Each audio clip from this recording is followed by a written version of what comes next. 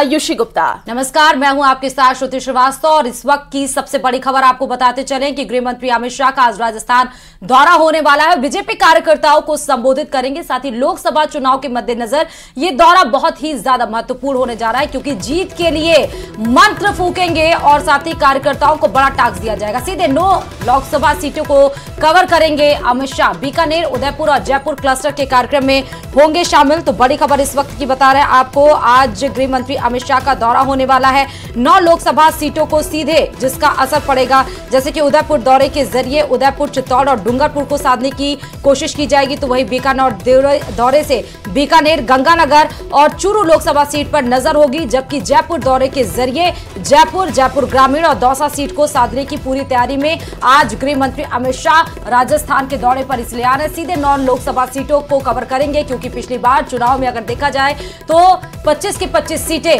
BJP के खाते में थी, यानी कि 24 सीटें और एक तो गठबंधन था। लेकिन फिलहाल इस खबर पर हमारे संवाददाता बाबूलाल धायल जुड़े हुए हैं। बाबूलाल, क्या तैयारियां हैं और कितना महत्वपूर्ण लोकसभा की दृष्टि से आज का ये दौरा? जी, अमित शाह आज राजस्थान में एक तरह से चुनावी शंखनाद करेंगे और बीकानेर संभाग से बिगुल फूकेंगे लोकसभा चुनाव का। तो सबसे पहले बीकानेर पहुंचेंगे और वहां पर बीकानेर, श्रीगंगानगर और चूरू जो लोकसभा सीटें हैं, वहां के जो क्लस्टर प्रभारी हैं उनके साथ बैठक होगी।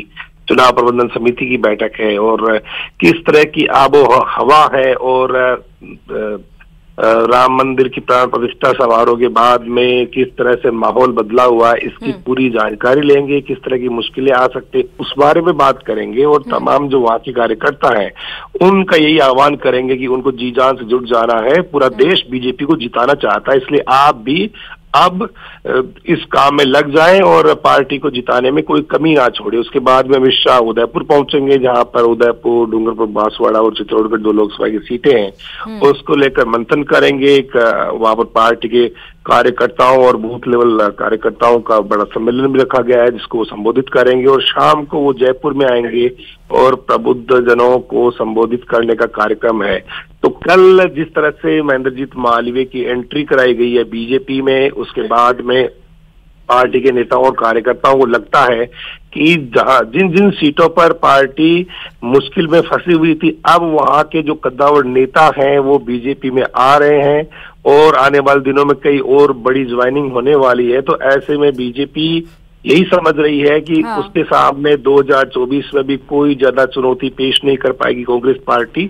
और लग यही रहा है कि कम से कम 1 दर्जन नेता कांग्रेस पार्टी के अपनी पार्टी को छोड़कर बीजेपी का दामन थामने जा रहे हैं। तो ऐसे में बीजेपी के नेताओं और कार्यकर्ताओं का जोश भी बढ़ेगा, जनता में उनके बीजेपी के प्रति एक सकारात्मक माहौल भी बनेगा और मिशन 25 को पूरा करने में जी जान से जुटते हुए बीजेपी के नेता कार्यकर्ता जुटते हुए नजर आएंगे। और बाबूलाल, बहुत बहुत शुक्रिया तमाम जानकारी देने के लिए। और बहुत महत्वपूर्ण ये दौरा है, क्योंकि जीत का मंत्र आज यहीं से चुनावी बिगुल फूकेंगे। सीधे 9 लोकसभा सीटों पर प्रभाव रहेगा आज गृह मंत्री अमित शाह का राजस्थान दौरा पर।